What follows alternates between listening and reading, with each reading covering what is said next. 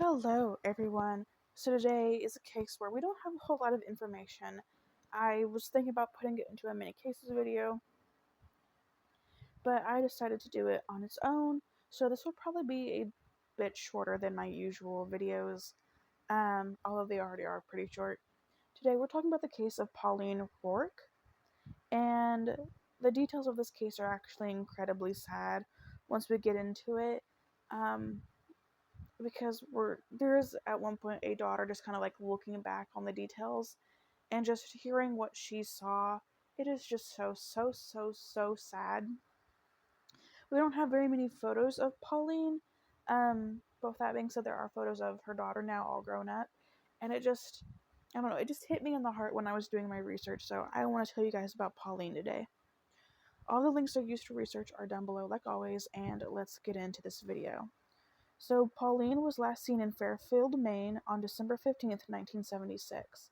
She lived in a mobile home off Route 139 with a distant relative.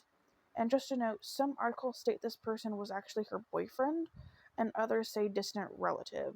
So, I'm not sure.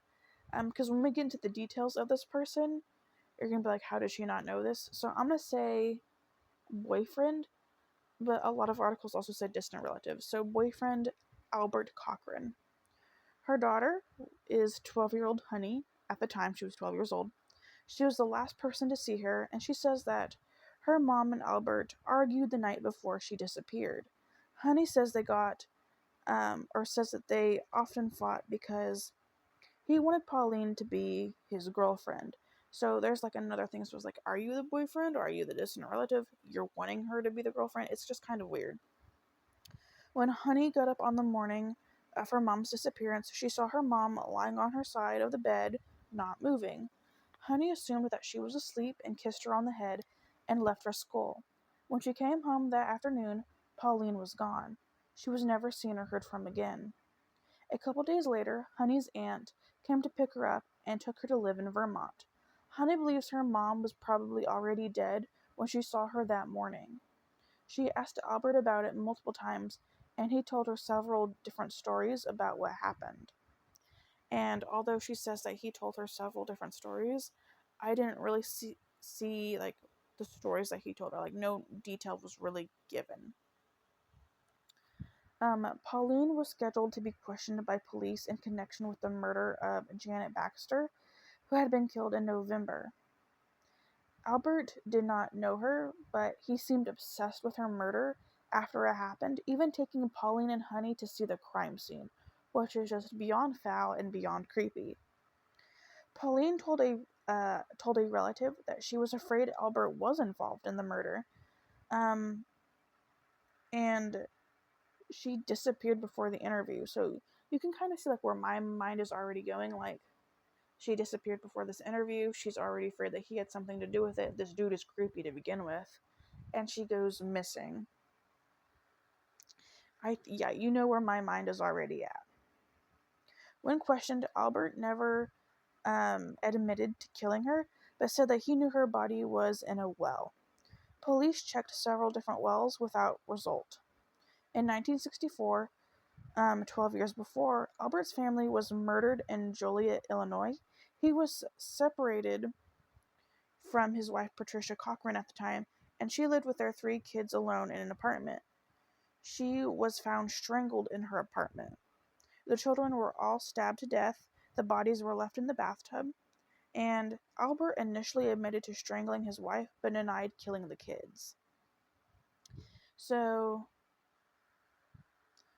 he already killed his family before, supposedly. And now someone else is dead, and he's obsessed with the murder of another woman. It's just really weird on his part. So, he blamed the children's deaths on Patricia and said he killed her in a rage when he saw the bodies, which when I saw that, I was like, are you using the Chris Watts defense, even though this is like many decades before? That's just like what it made me think of. He later made a second confession where he said he killed all of them, but never signed that confession. He was charged in all 4 deaths, but in the middle of the trial, he agreed to plead guilty after Patricia's case and other only in Patricia's case, and the other charges were dropped. So he pled guilty to killing Patricia, and the charges for murdering the children were dropped. He was sentenced to 50 to 75 years in prison for it, but he only served 11. So he was sentenced to 50 to 75 years, but only served 11. And then he got paroled. It's unclear if Pauline knew about this.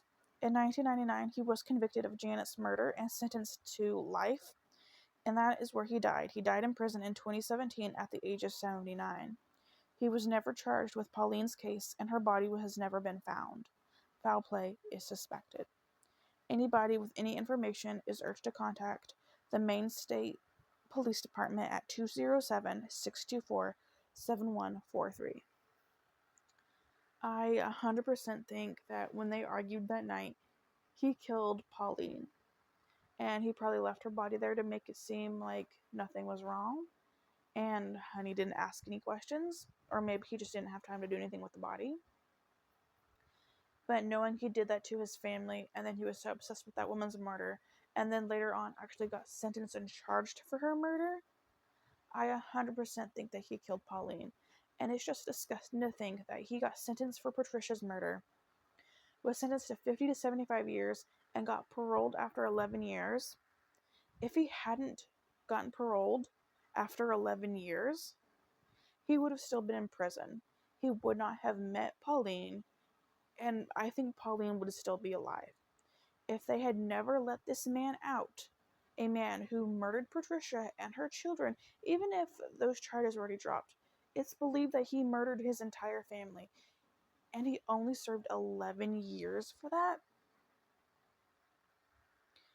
I just feel like the people that let him out, they had blood on their hands. They allowed him to do this, in my opinion. They allowed him to leave prison, and they allowed him to murder someone else. And that is what I think happened. Or actually, he murdered more people, 2 people, because Janet Baxter and Pauline. And that's absolutely just disgusting. Let me know what you guys think down below. Do you think that he did this? In my opinion, he's the only real suspect. But let me know your thoughts down below. My heart is out with Honey. I feel so bad for this little girl. She was only 12 when she lost her mom, and to just her even saying, like, I think my mom was already dead when I went in there and I kissed her head. That has to be so heartbreaking. I can't even imagine just looking back and be like, I think she was dead. Like, that is just, I can't imagine it, and my heart just goes out to her, and I'm so sorry. And I wish that her mother would have gotten the justice that she deserved. But I hope that Honey is at peace now in her life, and I send her all my thoughts. With that being said, guys, let me know your thoughts down below. Thank you so much for listening to Pauline's story, and I will see you guys very soon. Bye, guys.